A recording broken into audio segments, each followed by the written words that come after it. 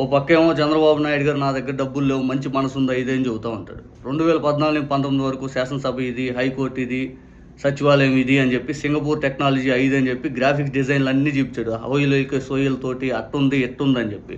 సరే అప్పుడు అయిపోయిందిలే అనుకున్నాం. మళ్ళీ ఇప్పుడు అదే విస్తీర్ణంలో కట్టాల్సిన సచివాలయాలు, అదే విస్తీర్ణంలో కట్టాల్సిన హైకోర్టు భవనాలు, అదే విస్తీర్ణంలో కట్టాల్సిన శాసనసభ భవనాలు, ఇవన్నీ కాదు ఇంకొద్దిగా పెంచాలి, మనం విస్తీర్ణం పెంచాలి 5 అని చెప్పి ఆలోచించారంట.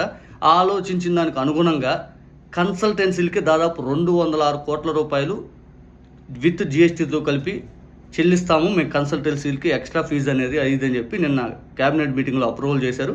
దీన్ని నిన్న మంత్రి గారు కూడా స్వయంగా ప్రకటించారు, ఈనాడు వాళ్ళు కూడా రాశారు. ఎంత లాభం దోపిడీ జరుగుతుంది. విస్తీర్ణం పెరిగితే ఆల్రెడీ హైకోర్టుకి, శాసనసభకి ఎక్స్ట్రా డబ్బులు అనేవి పే చేస్తారు. కానీ కన్సల్టెన్సీ ఆల్రెడీ ఉన్నటువంటి కన్సల్టెన్సీలకి మీరు ఒప్పందం పత్రం మీద ఇంకొద్దిగా ఏదైనా పోనీ ఏందయ్యా రాష్ట్ర ఖజానా అది ఇదని చెప్పి ఏదో తగ్గించే ప్రయత్నం చేయకపోగా ఎంత లేజర్గా ఇచ్చేస్తున్నారంటే అంత డబ్బులు ఎక్కువైపోయినాయి. 206 కోట్ల రూపాయలు కన్సల్టెన్సీల ఫీజులు అనేవి పెంచారు వీళ్ళు.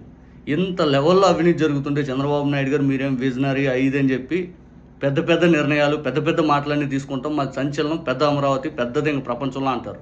ఇదే కన్సల్టెన్సీగా 206 కోట్ల ఇంకా భవనాలకు వెళ్ళరా, ఇంక 1000 కోట్లు పెంచుతారు మళ్ళీ ఇంకా.